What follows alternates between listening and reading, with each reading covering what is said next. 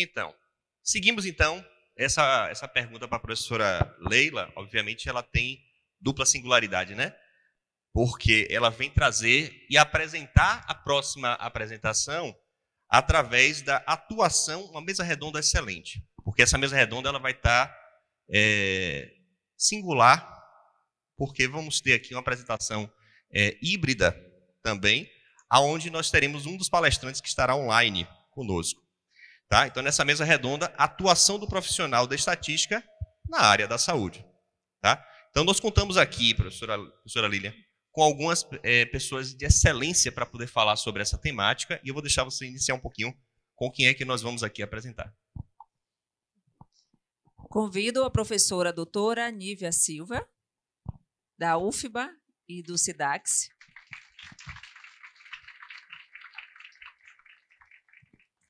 A senhora Natália Souza.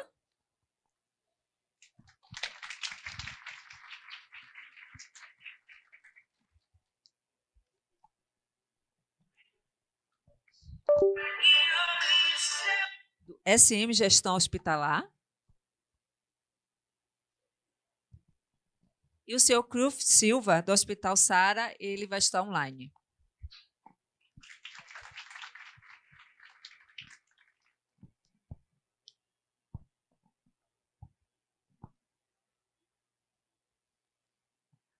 Ok, vai estar na hora, não é isso? Pronto. Tá.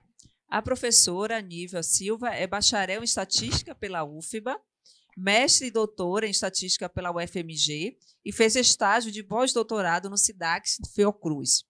Atualmente faz parte do nosso corpo docente do Departamento de Estatística da UFBA e atua como pesquisadora colaboradora no SIDAX.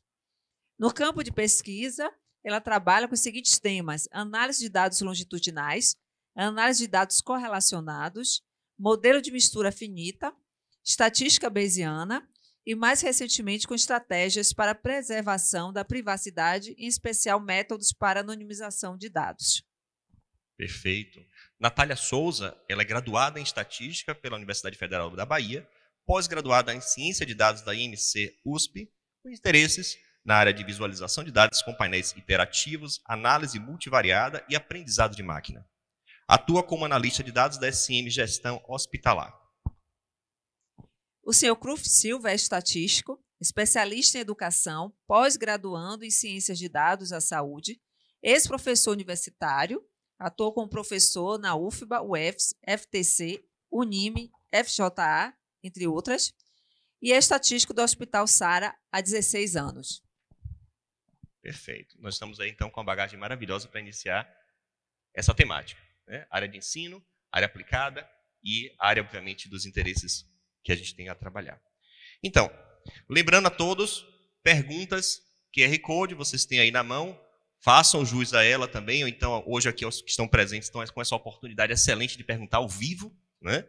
Para aqueles que estão no chat e no YouTube, poderão acessar também através do YouTube, irá ser repassado para aqui as perguntas.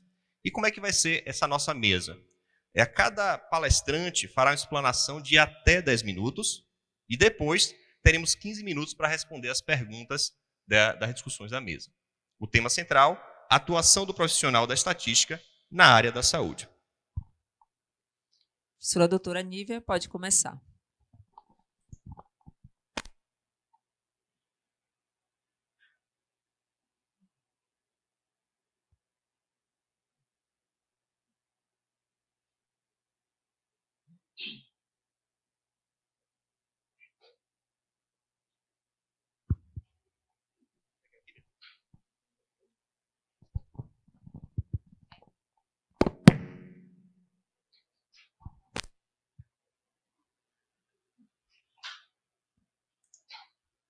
Boa tarde a todos.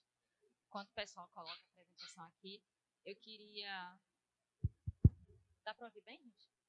Eu queria aproveitar para parabenizar a comissão organizadora do evento pela excelente programação e agradecer o convite inicial à professora Lília, que me fez o convite em nome da comissão e me sugeriu falar sobre o tema que eu vou abordar aqui, que é um dos tópicos de pesquisa que eu venho trabalhando há cerca de 3 anos mais. Alguém pode passar o slide? Eu vou um pouquinho na direção contrária das... Não, aqui é o da Natália.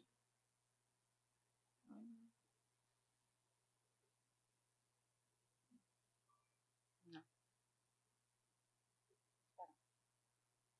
Enquanto eles colocam, a Natália e o Cruyff, eles vão trazer o olhar, né, do profissional da estatística no mercado, e eu vou puxar um pouquinho essa conversa para a atuação na academia, né? Toda a minha trajetória foi dentro da academia, então eu acredito que a Natália e o Cruyff vão poder falar um pouquinho, inclusive talvez responder a pergunta que o Antoniel fez para a Mila. E aí eu acredito que a minha fala ela vai ser somada à fala da Natália e do Cruyff, tá? Ainda está na fala da Natália aqui. Eu acho que é isso.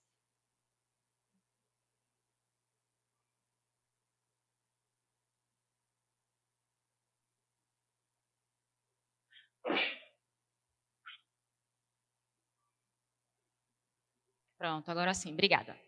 Bom, então, eu vou tentar falar rapidamente, nesses 10 minutos que eu tenho aqui, sobre um tema que eu venho trabalhando há cerca de 3 anos, e esse tema ele surgiu dentro de um problema no SIDAX, onde atualmente eu sou colaboradora, e, na época, eu fazia estágio de pós-doutorado, né? Então, eu vou falar um pouquinho sobre o uso de dados pessoais na pesquisa, em especial pesquisa em saúde. O evento aqui é Estatística e Saúde. E a ideia é tentar responder essa pergunta. O que muda na pesquisa em saúde após a LGPD? Para quem não conhece, muitas pessoas já devem ter ouvido falar, é a Lei Geral de Proteção de Dados brasileira. E qual é a contribuição da estatística nessa discussão? Antes de falar da contribuição da estatística, que é onde entro e tem o meu interesse em termos de pesquisa, eu vou tentar fazer uma contextualização rápida para poder amarrar aqui a minha fala. Bom, a Lei Geral de Proteção de Dados é a nossa lei brasileira, ela foi aprovada em agosto de 2018, mas só entrou em vigência no país em setembro de 2020, tá? Então, de maneira bem resumida, o que é que essa lei faz? Ela vai dispor sobre o tratamento de dados pessoais por pessoas naturais ou jurídicas, de direito público ou privado, e qual é o objetivo dessa lei? Ela tem o objetivo proteger os direitos fundamentais de liberdade e privacidade da pessoa natural. Bom, essa lei ela é aplicada a qualquer tipo de operação de tratamento, desde que essa operação ocorra em território nacional. Não apenas a operação de tratamento, mas também como a coleta dessas informações. E, dentre outras coisas, né, dentre várias hipóteses que constam na lei, ela não vai se aplicar ao tratamento, e aí eu coloco em asterisco aqui a definição que, segundo a lei, né, ela chama de tratamento, e aí se a gente for elencar aqui, né, é toda operação realizada com dados pessoais que se referem a coleta, produção, recepção, classificação. Então, a definição de tratamento no âmbito da Lei Geral de Proteção de Dados, ela passeia por várias atividades que o estatístico atua, né? Então, essa lei ela não vai aplicar esse tratamento de dados realizados para fins exclusivamente particulares e não econômicos por pessoa natural, ou jornalísticos e artísticos ou acadêmicos. E aí eu grifei o acadêmicos aqui justamente para falar, né, sobre o uso de dados pessoais na pesquisa, em especial em saúde, tá? Mas, apesar da lei dizer que não se aplica nessas situações exclusivamente, vão ter hipóteses citadas em 2 artigos da lei que vão reportar em que situação esse tratamento no âmbito da academia ele precisa ocorrer. Tá? Bom, para a gente conseguir entender um pouquinho melhor e fazer o gancho com a fala posterior relacionada à participação da estatística, eu vou apresentar algumas terminologias que são importantes. Tá? A primeira delas é a definição de dado pessoal segundo a Lei Geral de Proteção de Dados. Essa definição ela se encontra no artigo 5º e ela fala o seguinte: um dado pessoal é toda informação relacionada à pessoa natural identificada ou identificável, né? Ou seja, se você tem um nome, o CPF, informação bancária, RG e qualquer outro dado que te permita identificar diretamente um indivíduo, essa informação é um dado pessoal identificado, né? Mas você pode ter outras informações, outras características do indivíduo que não identificam ele diretamente, mas o tornam identificável de alguma maneira. Ou seja, se você combinar a profissão de uma pessoa com seu sexo, com sua data de nascimento, com seu local de residência, essa combinação de características vai permitir, de alguma maneira, que você identifique esse indivíduo. E tem uma outra definição muito importante, e ela conversa muito no âmbito de estudos em saúde, que é a definição de dado pessoal sensível. Tá? Segundo a LGPD, é a informação vinculada a uma pessoa natural que pode lhe causar atos discriminatórios. Ou seja, se você tem alguma informação relacionada à saúde, a dados genéticos, você tem filiação partidária, informações sobre sua origem étnico-racial, informações sobre orientação sexual. Qualquer uma dessas informações, segundo a LGPD, é uma informação sensível. E se, porventura, essa informação for de alguma maneira vazada, ela pode causar algum tipo de ato discriminatório para o titular da informação. Tá? Mas por que definir dado pessoal e dado pessoal sensível é importante nessa discussão? E eu entro, né, no âmbito da pesquisa em saúde. O que vai mudar na pesquisa em saúde após a vigência da Lei Geral de Proteção de Dados? As pesquisas em saúde, na maioria das vezes, elas utilizam informação de seres humanos, né, e qualquer trabalho, qualquer estudo que faça utilização de seres humanos, ela precisa ser aprovada, né, por um comitê de ética e pesquisa, que são as instâncias regionais, e estão abaixo, né, do CONEP, que é a Comissão Nacional de Ética e Pesquisa. Então, antes da Lei Geral de Proteção de Dados ela ser aprovada, qualquer estudo na área de saúde ou qualquer outra área de conhecimento que utilize informação de seres humanos precisava passar por um comitê de ética, né? Hoje, continua nessa sequência, só que se você vai utilizar em seu estudo informações no campo da saúde e essas informações são pessoais ou sensíveis, vai precisar ser repensada essa questão no estudo, né? E aí, na Lei Geral de Proteção de Dados, eles colocam 3 artigos que falam sobre como esse dado pessoal, seja ele sensível ou não, vai precisar ser tratado no âmbito das pesquisas.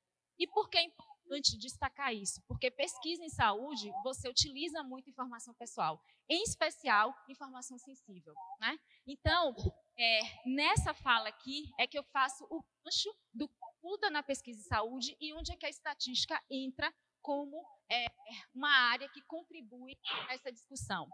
Tanto no artigo 7º quanto no artigo 11, são definidas hipóteses sobre esse tratamento de dados pessoais. E uma das hipóteses, no artigo 7, ele fala que esse tratamento, né, para a realização de estudos por órgão de pesquisa, ele pode acontecer desde que garantida, sempre que possível, a anonimização dos dados pessoais. E, de maneira análoga, no artigo 11, que é um artigo que define as hipóteses para tratamento desses dados pessoais sensíveis, é necessário que haja consentimento do titular ou do seu responsável legal e, na ausência desse consentimento do titular, quando for imprescindível esse tratamento para a realização de estudos por órgãos de pesquisa, garantida, novamente, sempre que possível, a anonimização dos dados pessoais. E existe, na lei geral, um artigo em especial, que é o artigo 13º, que ele fala especificamente sobre o tratamento desses dados para a realização de estudos em saúde pública, né? E aí ele fala o seguinte, que os órgãos de pesquisa, eles poderão ter acesso a essas bases de dados pessoais E essas bases, elas vão precisar ser tratadas exclusivamente dentro de um órgão e estritamente para a finalidade de realização de estudos e pesquisas em um ambiente controlado e seguro. E incluam, novamente, sempre que possível, a anonimização ou pseudonimização. E aí é que a estatística entra na história, tá? Qual é a contribuição da estatística? A gente vai entrar justamente nesses métodos para fazer esse tratamento do dado pessoal.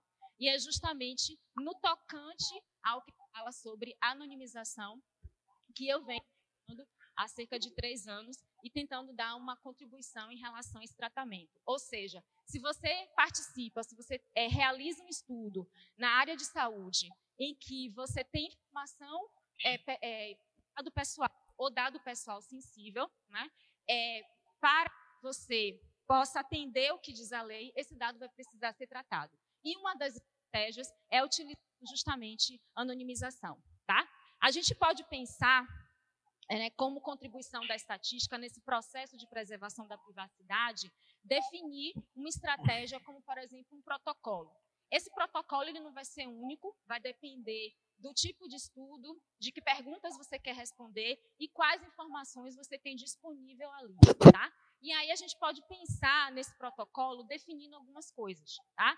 Quais são as variáveis que serão anonimizadas? Então, dentro do seu estudo, você conseguir identificar quais as informações pessoais e principalmente pessoais sensíveis que estão ali, né? E, além de ter aquelas informações, não necessariamente você vai utilizar todas, mas é identificar quais delas serão anonimizadas. É o estatístico que vai fazer isso? Não. Ele vai fazer esse trabalho em conjunto com o profissional da área, porque é o profissional da área de saúde que vai poder identificar, tá, quais são essas variáveis. Existe uma gama de técnicas de anonimização disponíveis para a gente poder trabalhar. Essas técnicas muito conhecidas da gente da estatística, a gente utiliza muito para fazer análise, principalmente análise descritiva, né? Você pode fazer supressão de um registro, fazer generalização, aplicar um ruído numa determinada variável, fazer agregação, só que a aplicação da técnica em si é só uma etapa. Existe um desafio muito grande, e aí é isso que eu queria comentar, que você precisa, a partir desse processo de anonimização, conseguir manter, de alguma forma, a qualidade desse dado. E por que isso é importante? Porque você quer fazer análise e você precisa que aquele dado ele tenha utilidade para que você possa responder às perguntas de interesse no estudo. E o desafio vem justamente daí. Como é que você mantém a qualidade do dado para fazer análise e você mantém a privacidade dessas informações? Então, o desafio principal é você conseguir maximizar simultaneamente essas duas informações. Ou seja, como é que eu mantenho a privacidade e ela está relacionada a você reduzir o risco de reidentificar um indivíduo e você mantém, em paralelo, a utilidade desse dado. Então, pesquisas, né, principalmente nos últimos 10 anos, né, elas têm sido desenvolvidas tentando, né, responder esse desafio. Na contribuição, no que toca à estatística, né, a gente tem que pensar muito sobre essas medidas de utilidade, porque a questão de risco ela vem sendo trabalhada há muitos anos pelos nossos colegas da computação que trabalham principalmente na área de segurança da informação. Mas eles tentam minimizar o risco, né, para que aquela base de dados, aquela informação, ela não seja identificada, mesmo que vazada, só que quando você minimiza esse risco, você pode estar fazendo com que esse dado perca a sua utilidade. Então, como é que você mantém esse equilíbrio? Tá? E aí existem vários trabalhos, inclusive, né, isso aqui nessa revista é um especial que foi publicado em 2020, ela mostra, né, uma nova geração de estatísticos que vem trabalhando, né, nessa temática de proteção de dados e, principalmente, tem que pensar técnicas para a preservação da privacidade, especialmente, né, técnicas relacionadas a manter a utilidade desses dados. Então, é nesse âmbito aqui de preservação da privacidade, no campo da saúde, que eu venho, né, trabalhando nos últimos anos, uma das minhas pesquisas de interesse, áreas de interesse. Tá? Então, assim, eu queria falar um pouquinho sobre o que eu venho trabalhando nos últimos anos, uma das coisas, né, e o olhar nessa contribuição dentro da academia. E eu acho que a minha fala vai somar muito com a fala da Natália e do Cruyff em seguida. É isso, gente. Obrigada. Obrigado, professora Nívia. De antemão, já passo a palavra aqui para a nossa... Boa tarde. Para a Natália. Fique à vontade, Natália. Eu queria aqui registrar aqui a presença da Mônica Vieira Castro, do CIMA, diretora da sustentabilidade. E vou dar a palavra, então, são 10 minutos, tá? Para a gente poder estar seguindo direitinho. Boa tarde, pessoal, mais uma vez. Primeiro, eu gostaria de agradecer, né, pelo convite, dizer que é um prazer estar participando do Encontro Baiano de Estatística, né, podendo contribuir com algumas discussões, tá? Já fui apresentada aqui algumas vezes, já apareci aqui. Então, meu nome é Natália, eu sou graduada em Estatística, no final de 2019. No início de 2021, eu comecei a pós-graduação em Ciências de Dados. Depois eu trabalhei com a comparação de métodos, recomendação de medicamentos. Nesses dados que eu utilizei foram do Instituto Couto Maia, e eu tive que submeter esse projeto para o Comitê de Ética, submeti na Plataforma Brasil para o Comitê de Ética da unidade também, justificando que seriam anonimizados esses dados para a gente poder utilizar. E eu atuo como estatística na SM Gestão Hospitalar, que, como o próprio nome já diz, né, faz a gestão de alguns hospitais em parceria com o governo, uma parceria público-privada, e eu atuo nessa empresa desde o meu final da graduação, então são 3 anos aí. Vou falar brevemente sobre estatística. As pessoas aqui que têm muitos anos, né, de experiência. Eu terminei a minha graduação agora recentemente, mas assim, eu ingressei no curso de estatística e eu não tinha pretensão de cursar esse curso, né? E eu recebia muitas perguntas. O que é estatística? Se você vai atuar como? E eu tinha muita dificuldade em responder. Então, eu pesquisava e aí eu vinha, aqui é uma ciência, aqui é um conjunto de técnicas, de métodos para auxiliar na tomada de decisão. Realmente, a estatística ela é um conjunto de técnicas, um conjunto de métodos que vai auxiliar nas tomadas de decisão, mas, além disso, um profissional de estatística ele desenvolve um olhar de análise que é diferenciado, né? Você chega no ponto, às vezes, de você ter respostas de perguntas que nem te perguntaram. Então, você consegue sugerir para um gestor, sugerir, né, no seu local de trabalho, outras análises, né, outros pontos de vista. E isso é muito legal. Uma outra coisa que eu acho muito legal da estatística é essa flexibilidade de atuação, como a professora falou, a professora Leila comentou aqui na sua apresentação, né, que a gente pode atuar na área ambiental, seja na área de saúde, na área financeira, e é muito legal ser esse profissional. E a gente vê hoje em dia, né, no mercado de trabalho, que a estatística ela não é só uma ferramenta que você precisa ter no bolso, mas ela se torna essencial, é necessário quando você pensa em melhorias, em otimizações. Então, assim, isso é muito legal.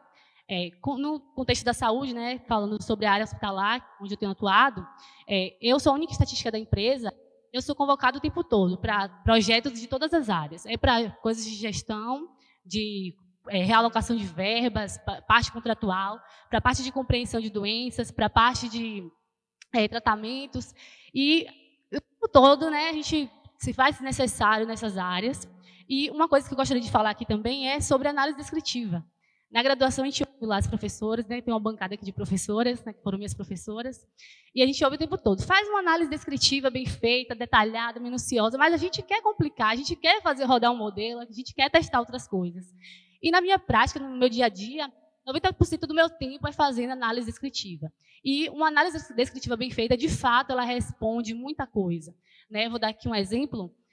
Quando se fala de gestão, a gente tem, por exemplo, um hospital público que ele não lucra. Você tem uma meta e você recebe a verba para atingir aquela meta contratual. Então, se você analisa os dados, você vê que em 2/3 de um mês você atingiu apenas 50% da sua meta, você agora tem 1/3 do mês para atingir o restante dos 50%. Se você conseguir pegar esses dados que estão no Excel, que estão lá em tabelas, que o gestor não tem esse controle de todo dia, ele não vai ficar olhando lá se bateu meta por meta de cada procedimento. Você consegue passar para ele que você tem 1/3 agora para bater os 50% da meta, ele vai pensar em soluções. Eu vou promover uma campanha aqui no bairro para a gente conseguir bater essa meta. Então, a gente vê, por exemplo, 3 meses consecutivos, a gente não está conseguindo atingir a meta de um certo procedimento. Mas em 1/3 de um mês, eu observo que um procedimento já esgotou, a gente já bateu a meta. Então, tem pacientes que eles vão lá ser atendidos, mas eles não podem fazer aquele procedimento porque já bateu a meta. Então, que tal uma realocação de verba, né, para um exame, para um procedimento que não está tendo a demanda suficiente, para realocar essa verba para um outro procedimento, né? Dessa forma, ajudando não, mas conseguindo melhorar o atendimento da população, né? Que visão, né? Quando a gente fala de saúde, a gente tem que lembrar sempre que o objetivo final é o paciente, né? É o nosso ponto focal ali. E deixa eu adiantar aqui agora. Sobre a atuação do profissional da estatística, eu atuo em vários projetos, né, de vários segmentos. Eu tive que estudar muita coisa de contabilidade, tive que pensar em vários segmentos assim, relacionados à gestão hospitalar. E eu vou falar aqui um pouquinho sobre o projeto que eu estou trabalhando atualmente. Na empresa que eu trabalho, né, como eu falei, é uma empresa de gestão hospitalar. Nós temos uma empresa parceira que desenvolveu um sistema de prontuário eletrônico.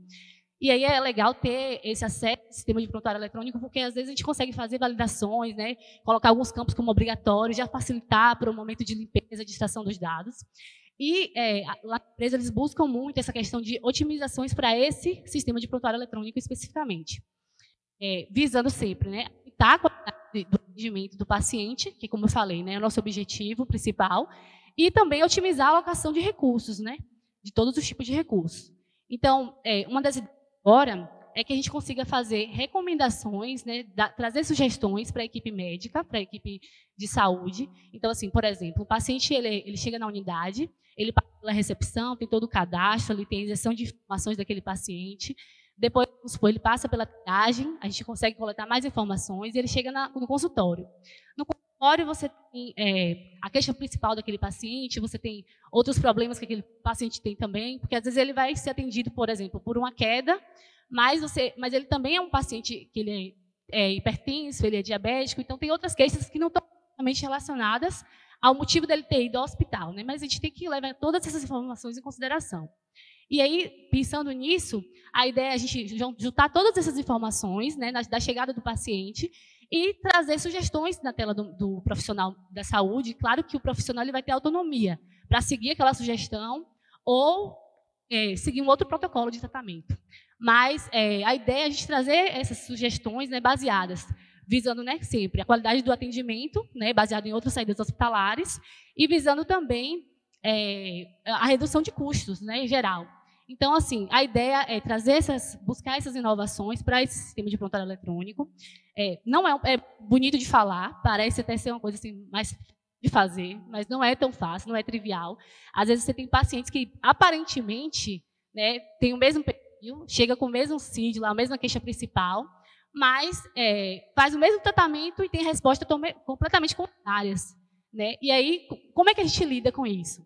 E aí eu vou falar um pouquinho do meu desafio, né, também, tendo que lidar com isso, ter uma equipe de profissional médica auxiliando no projeto em si. Né? E aí, para fazer essas análises, a gente tem trabalhado hoje, a gente adotou a solução do DRG, que são grupos diagnósticos relacionados. Eu trouxe aqui a prática para que vocês tenham acesso, interesse, pesquisar mais sobre, porque eu acho que é uma leitura muito válida. Esse DRG, a gente faz assim, a gente agrupa os pacientes em grupos de diagnósticos relacionados.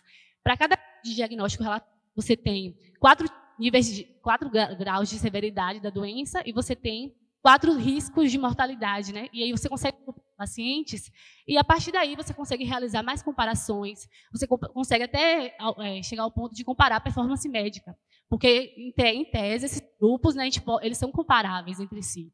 Então assim, é uma metodologia que a gente está agora, é uma solução recente, mas achei que era uma discussão legal, né, para um evento como esse, vocês poderem ler. É uma metodologia que foi desenvolvida nos anos 60, na década de 60, vem sofrendo vários estudos até hoje, várias atualizações, é utilizada nos Estados Unidos e em outros países também. Então, eu queria trazer mesmo esse ponto de um projeto que eu tenho trabalhado hoje, que vai facilitar na hora quando a gente fala assim, né, sobre a quantidade de informações que a gente tem e como utilizar isso, né, para somar na nossa área de atuação. E sobre os desafios, são inúmeros desafios, né? Mas eu decidi trazer 2. Eu parei e pensei, quais são os maiores desafios que eu tenho enfrentado? O primeiro é atuar em empresas que não têm a cultura de análise de dados. São empresas que elas estão acostumadas, às vezes, a armazenar dados. Então, você consegue armazenar dados até, por exemplo, o tempo que um colaborador levou para limpar uma ala de UTI. Você armazena todo tipo de dado, mas as pessoas não estão acostumadas a analisar, mexer naqueles dados. Então, quando você para analisar, para extrair, São inúmeros problemas que você encontra. E um dos maiores problemas que eu tive que lidar é a falta de documentação. Não tem dicionário. Às vezes a gente tem um hospital da rede que são mais de 700 tabelas no banco de dados, e a gente não tem dicionário de todas essas tabelas. Então, imagine a gente tendo que analisar os dados sem ter essa documentação. Então, assim, uma das maiores dificuldades que eu enfrento, e eu já conversei com outros colegas, né, da área, e eles também enfrentam as mesmas dificuldades. E outra coisa é não atuar diretamente com profissionais do ramo da saúde. Eu tenho acesso o tempo todo, né, a pessoas da área da saúde, mas, assim, focados no mesmo projeto, não tem. Então, às vezes, você tenta... As pessoas que não são dessa área de análise, às vezes elas têm dificuldade em enxergar onde você quer chegar para saber de onde você tem que partir. E aí, para te ajudar, fica difícil. Então, você, enquanto profissional, você tem que se desdobrar, né, melhorar sua comunicação, treinar outras habilidades, né, e tentar solucionar esses problemas de uma forma que você consiga estar no ponto que você consiga analisar seus dados e seguir seu trabalho. Bom, gente, isso, eu já agradeço pela atenção e vamos seguir, eu acho, né, com a discussão aí. Acho que eu falo um pouquinho rápido.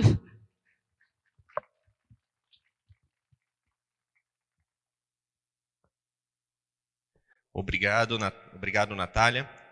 E, como falamos, né, para esse momento aqui, o professor Cruyff Silva, também aqui ele estará com a gente online.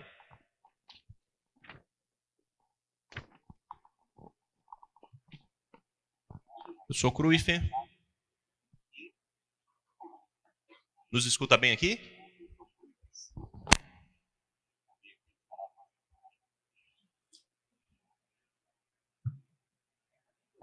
Professor Cruyff, consegue escutar a gente para dar o retorno? Alô, opa, tudo bom?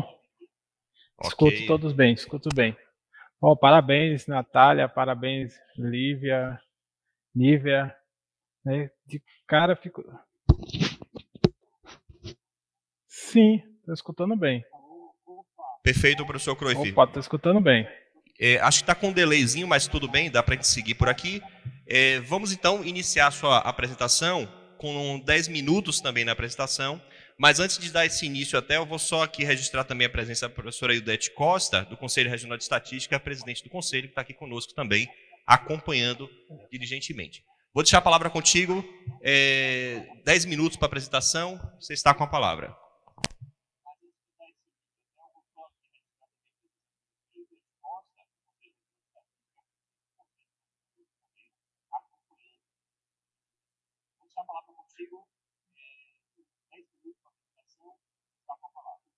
Bom, obrigado, Natanael, obrigado a todos, boa tarde a todos. É uma satisfação estar aqui representando o Hospital Sara e falar um pouquinho sobre a estatística e sobre a atuação da estatística aqui no Hospital Sara.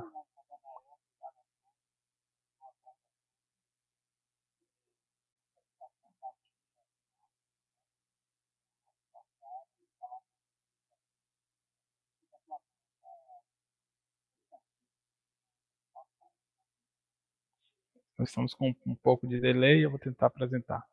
Então, eu sou o Cruyff, eu estou aqui no Hospital Sara desde 2006, né? Nós temos então 16 anos aqui no Hospital Sara.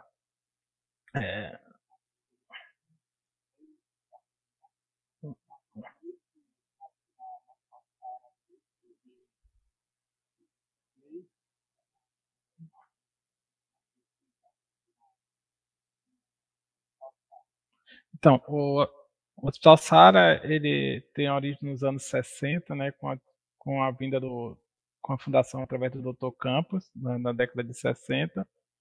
E em 91, o Hospital Sara ele passou a ser constituído uma instituição pública, mas de direito privado.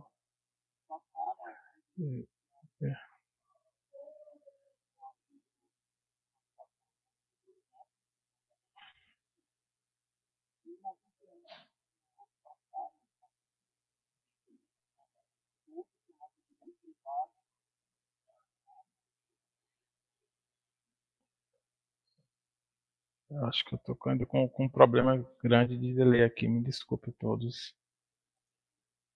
Vou tentar aqui melhorar.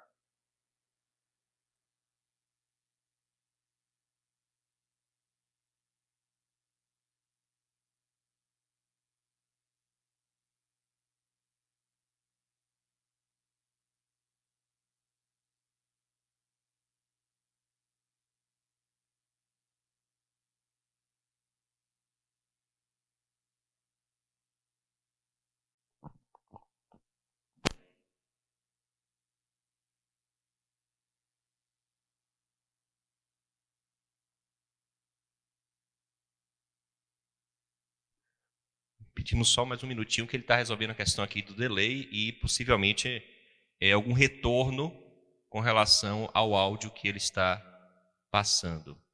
Vamos aguardar aqui só um minutinho, tá?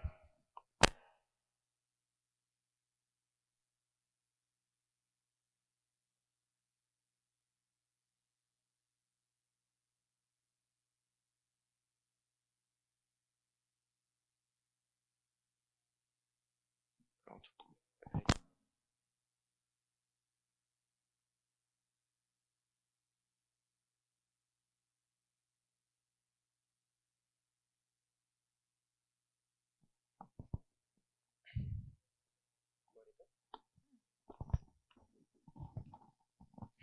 Enquanto o professor Cruyff ele dá início aqui à apresentação dele, e aí aproveitando e agradecendo as duas que já estão ali de cochicho, no escuro do cochicho, né? Estão ali bolando qual vai ser as respostas das perguntas. Obviamente, né, a gente tem que trazer essa questão, porque falar da área profissional, da área da estatística e saúde, é uma temática que a gente chama muita atenção, porque, de um lado, a professora Lívia ela vem trazendo uma questão da LGPD muito importante, muito séria, da questão da anonimização. Por outro lado, nós temos uma área da área privada, né, a SM, que utiliza dessas informações para fazer a gestão. Então, a gente está aí com um certo desafio nessa nossa mesa. E, obviamente, aqui o professor Cruyff, assim que ele retornar da harmonização do áudio dele, ele aqui dá retorno com relação ao Hospital Sara. Okay? Então, assim que tiver ok aí a questão do áudio e da imagem do professor Cruyff, pode passar, que eu já finalizo para poder passar para as perguntas, tá? Antes disso, eu queria já aproveitar um pouquinho, né, professora Leila, para a gente poder começar a fazer uma pequena reflexão dessa área profissional, da nossa área da estatística, principalmente voltado para a área de saúde. Eu acho que ele já voltou. Conseguiu voltar, professor?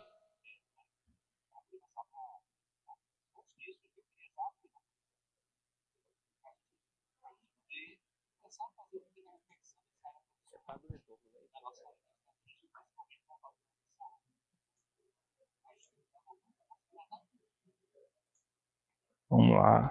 Pronto. Vamos ver. Opa, tudo bom? Vocês estão me ouvindo? Vou tentar voltar aqui. Então, estava falando. Ok, vamos seguir. Como é que se constitui a rede SARA, né? Que nós estamos desde a década de 60 e que nós temos um estatístico em cada unidade da rede SARA.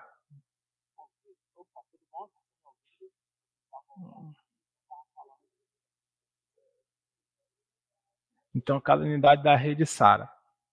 Então, primeiro eu queria agradecer, né, a todos de novo, né, pelo convite, a Jonathan que fez esse convite inicialmente, e falar também da satisfação de ter Nívia aí, que quando a gente foi se falar essa semana, ela me falou que foi minha aluna, né, do 2º grau. Isso foi bem legal a gente retomar isso aí. E aí que a grande motivação, quer dizer, uma das motivações dela de estatística foi nas aulas de 2º grau. Pô, parabéns, Nívia. Gostei da apresentação. Então, falando aqui do SARA, então, o SARA ela tem um estatístico em cada unidade da rede, e que nós vamos trabalhar, então, em vários aspectos da estatística, desde a parte da pesquisa científica até a criação de indicadores. Então, com a criação, em 93, do Centro Nacional de Controle de Qualidade da Rede SARA, né, quer dizer, em 91 transformou-se através de um decreto de lei na instituição pública. Em 93, ela foi criada, então, o Centro Nacional de Controle de Qualidade da Rede SARA, que tem como missão avaliar continuamente serviços prestados, visando manter e aprimorar a qualidade e a produtividade dos hospitais, instrumentar a direção da rede e a prestação de contas de um contrato de gestão e apoiar a pesquisa científica e o desenvolvimento de recursos humanos. Então, desde 93, né, com a criação da rede SARA, ou com a transformação da rede do SARA na entidade pública, o SARA já vem trabalhando com a cultura de data-driven. Então, essa é uma cultura relativamente nova, mas a Hospital SARA já tem isso instituído dentro da sua cultura organizacional. Que é a ideia do data-driven? É que se refere a processos organizacionais orientados a dados. Então, a atuação do estatístico na rede SARA sempre foi muito presente, porque toda parte de sua decisão foi tomada através desse planejamento estratégico, através de dados, né, transformando esses dados em informação. Então, já em 1995, o Hospital SARA já informatizou os seus sistemas hospitalares através da criação de um prontuário eletrônico. E aí, a ideia do prontuário eletrônico facilita muito o trabalho do estatístico, né? Porque eu trouxe aqui um exemplo, a gente tem todos os dados muito bem estruturados, ou quase muito bem estruturados, onde eu tenho todas as informações, desde quando o paciente faz um cadastro, né? Ele entra no site, faz um cadastro no site, e que alguém avalia essas informações, e que vai passar por uma admissão, vai passar por uma revisão, que ele vai fazer todos os exames aqui no SARA, então todos os exames relacionados, exame de urodinâmica, exame de raio-x, né, exame de força, até os dados do próprio paciente, então todos estão integrados num prontuário eletrônico, e a gente já tem essas informações históricas desde 1995. Isso vai facilitar muito. Inclusive, hoje, nós já estamos trabalhando com dados também dos dados não estruturados, que estão, por exemplo, quando eu tenho uma evolução médica, uma evolução da equipe. Então, por que montou-se o controle de qualidade? Né? Com o objetivo da melhoria da qualidade dos serviços através de monitoramento e avaliação de desempenho na qualidade da assistência dos prestadores de serviços hospitalares, né? Essa foi a ideia da ANS, da Associação Nacional de Saúde, que vai trabalhar então com 3 âmbitos: da efetividade, da eficiência e da segurança. Então, quando estou falando de efetividade, estou falando então mensurar os desfechos associados aos procedimentos, às condutas e adesão aos protocolos institucionais. A eficiência de avaliar a qualidade e agilidade dos processos, buscando um grau máximo de cuidado efetivo com recursos, e de segurança, que reflete atenção às instituições e suas práticas assistenciais com o objetivo de evitar danos aos pacientes. Então, através desses indicadores, né, de monitoramento da qualidade, é que o estatístico na rede SARA vai trabalhar efetivamente. Então, eu trouxe aqui alguns indicadores que nós trabalhamos, e a gente vai pensar do tipo de produtividade, como o número de consultas, o número de exames, o número de atendimentos, ou ainda de qualidade, com o tempo de espera, avaliação de tempo de espera, avaliação de índice de falta, ou de eficiência, com a rotatividade do leito, o tempo de permanência, esse FIM, que é uma escala de funcionalidade dos pacientes, ou ainda de segurança, com a avaliação de índice de queda, ou risco de queda, de lesão por pressão, ou de medicação, e ainda com a avaliação dos usuários, com a distribuição econômica e o NPS desses pacientes. E aí vem a ideia de dados e informação para transformar em conhecimento. Porque a gente, como vocês viram, através desse prontuário eletrônico, através dessas informações, nós temos muitos dados. Mas a ideia é como transformar esses dados em informação, né? Como é que eu posso relacionar isso? Então, quando eu tenho um dado, é uma coleta de fatos. Mas quando eu tenho ali a informação, aquilo ali começa a ter um valor, e aí para colocar no contexto para que aquela informação vire um conhecimento. E aí, qual é o papel do estatístico? O papel estatístico aqui não é, e isso é bem interessante, que a gente não vai trabalhar como assessor de geração de dados, né? Do tipo, olha, eu quero saber quantos pacientes têm determinado CID. Eu quero saber qual é a associação entre a obesidade e a funcionalidade desses pacientes. Mas o papel de estatística ele vai além disso, né? Ele vai como um analista de dados, que ele vai então procurar ajudar na solução desses problemas, dessas respostas.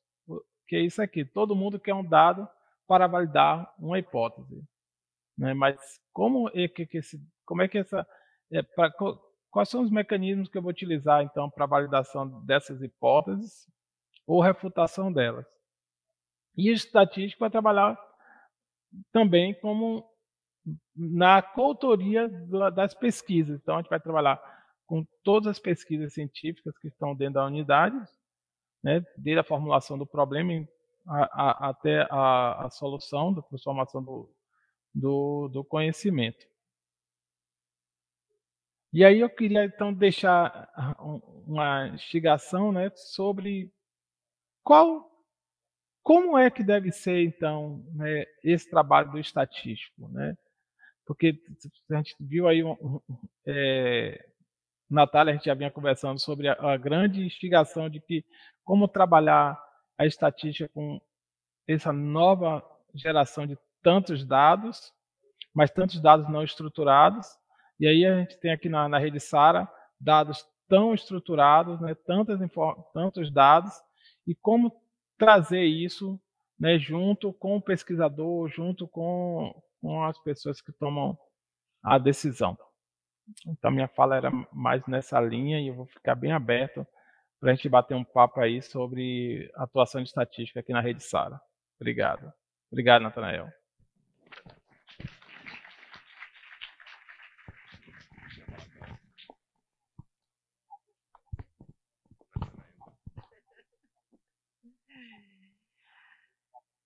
Vamos à pergunta.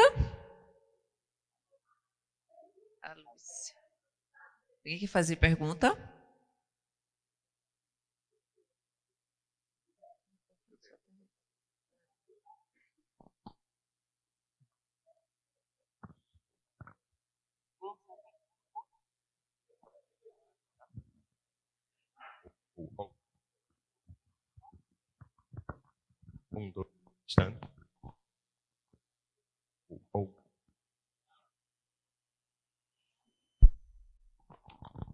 Opa, o pessoal estava perguntando aqui sobre como é o desafio de permanecer, né, na área de saúde, que muitas vezes é somente via bolsa, tem poucas vagas CLT, como o Hospital Sara, como o SM, e como é que fica para poder permanecer nesses locais, sendo que o mercado está fervendo aí em outras áreas.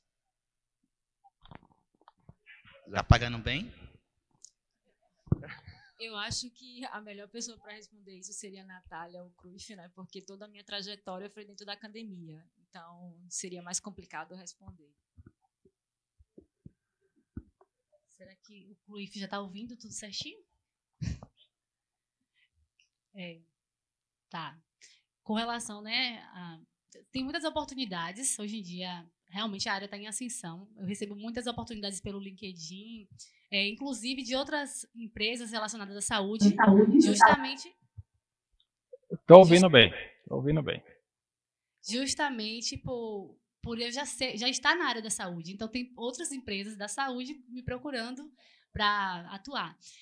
Hoje o que me prende mesmo assim lá são esses novos projetos, né? Então assim, a gente tem outros projetos lá, a ideia é comercializar os módulos, então eu já desenvolvi alguns módulos e tudo que a gente faz eles comercializam, e a ideia é se tornar uma sócia do sistema de prontuário eletrônico, né? Nesses módulos que a gente desenvolve. Então são jogos de interesse, né? Já que a gente tem esse conhecimento metodológico. Perfeito. Senhora Rosa. Alô? Nívia, pergunta para você. Aliás, antes disso, só para responder um pouco para o Jonatas. Jonatas, a gente tem laboratórios, né, que se contrata. E em São Paulo também tem. Vários hospitais em São Paulo se contrata também. Né, pessoas que trabalham na área de estatística. Eu tenho uma outra experiência, né? Tentar falar aqui da... Pode falar, Cruz, depois eu pergunto.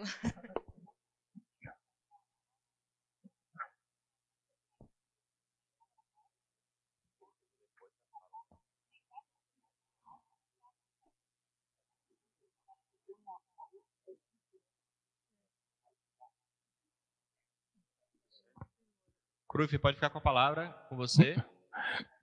Oi, Meire, tudo bom? Bom ver vocês todos aí na plateia. Então, aqui está de longe, mas é bom revê-los de alguma forma. Então, a experiência aqui no Hospital Sara talvez seja um pouquinho diferente dos outros, né? A gente tem um sistema de dedicação exclusivo.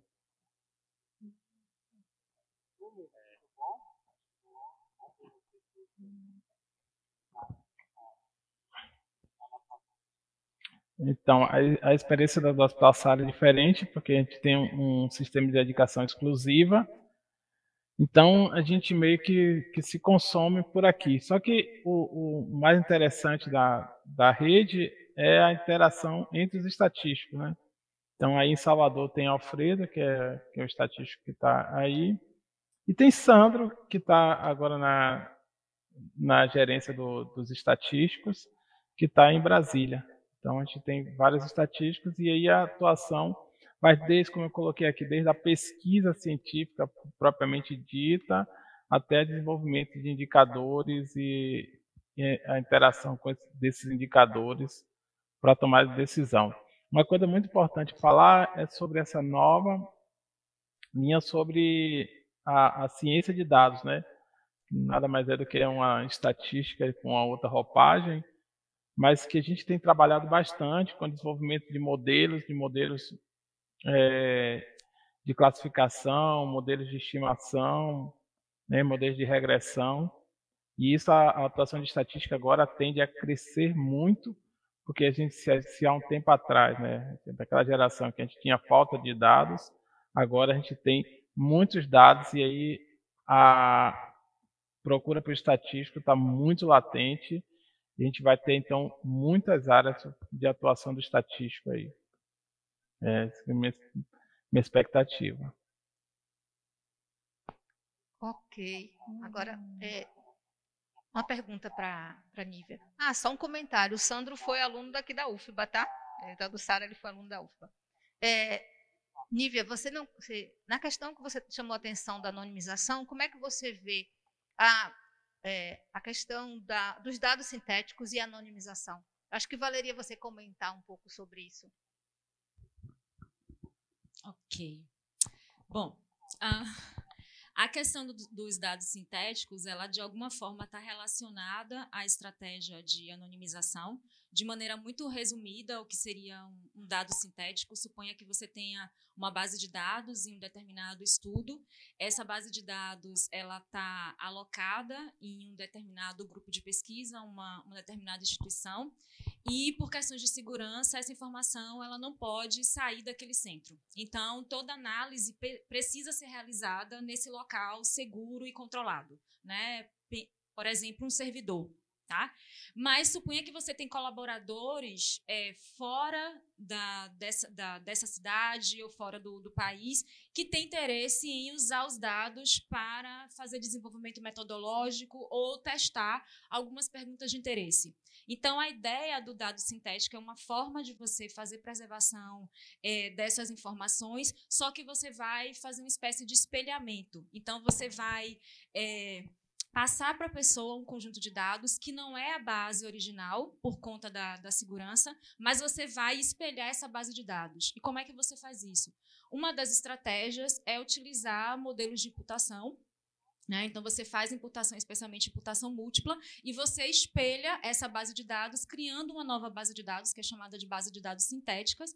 E aí, esse pesquisador que tem interesse em participar, em colaborar com esse órgão, com esse instituto de pesquisa, ele pode ter acesso a essa base de dados espelhada, que não necessariamente é a base real, né? E com isso, você garante, de alguma maneira, essa preservação da privacidade. Então, é uma forma além da metodologia baseada em anonimização, que você pode garantir essa privacidade. Existem algumas ressalvas em relação à questão de anonimização quando o interesse está dentro do âmbito de pesquisa. Então, você tem uma pergunta de interesse que você quer responder dentro daquele determinado estudo e você sabe que você precisa manter a qualidade do dado. Então, quando você faz uma anonimização, o que você está fazendo é tentar mascarar aquela informação, principalmente as informações sensíveis, de modo que você mantenha essa privacidade. Só que, quando você faz esse mascaramento, você pode estar fazendo com que aquele dado perca utilidade. E aí, se você quer responder uma pergunta de interesse, você pode ter problemas, porque você pode estar embutindo mais vieses ali, principalmente se a qualidade do dado, originalmente, né, pré-anonimização, já não é boa.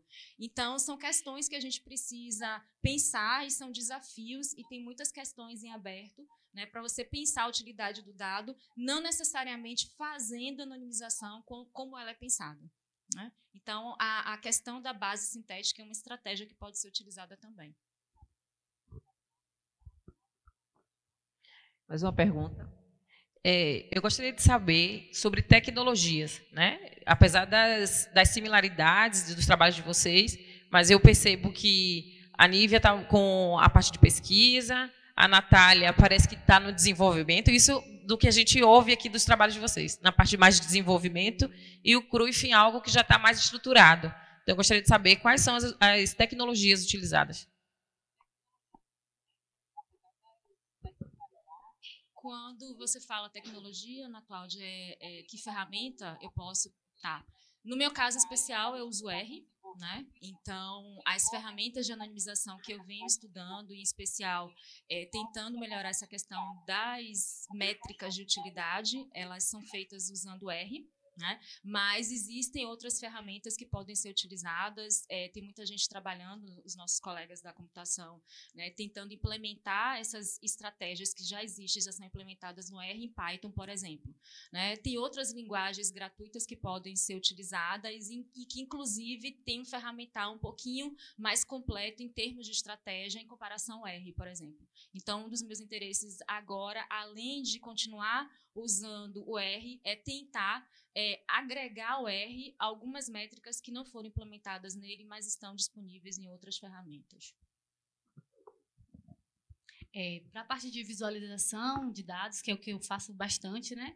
Eu utilizo o Power BI, eu utilizava bastante o R no começo que eu entrei, né, na empresa, né? Mas depois da pós-graduação, que a gente atuou sempre com Python, né? Com Python, e depois eu comecei a utilizar o Python, então hoje eu utilizo bastante. E a gente sempre está recorrendo a uma ferramenta ou outra, né, para poder sanar algum problema que facilita a nossa vida no dia a dia. Agora o Cruyff.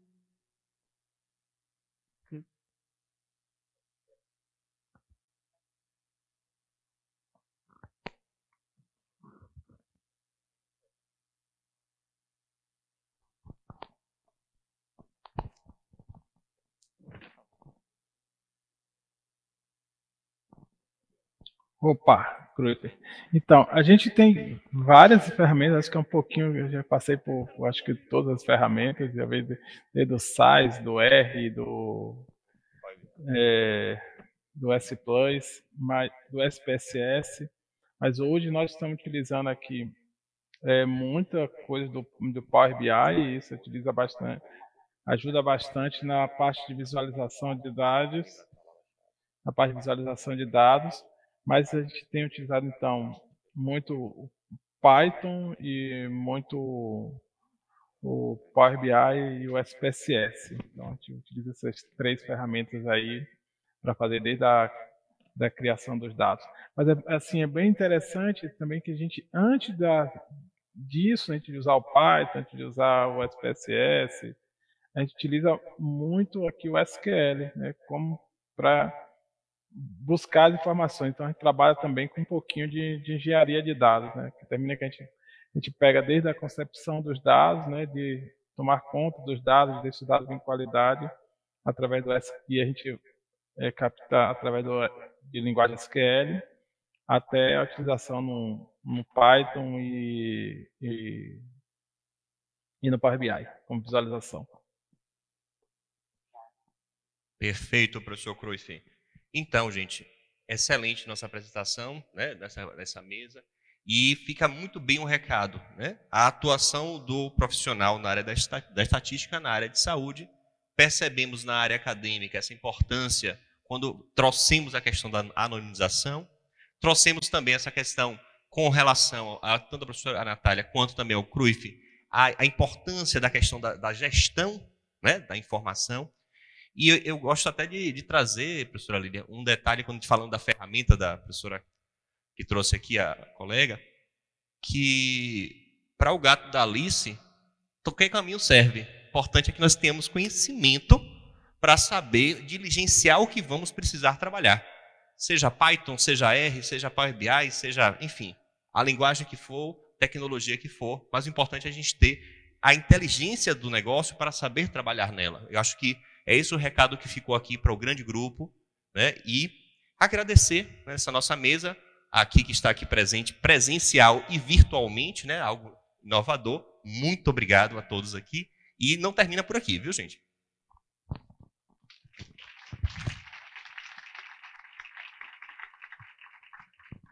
Obrigada, Natália, senhora Nívia, senhor Cruf.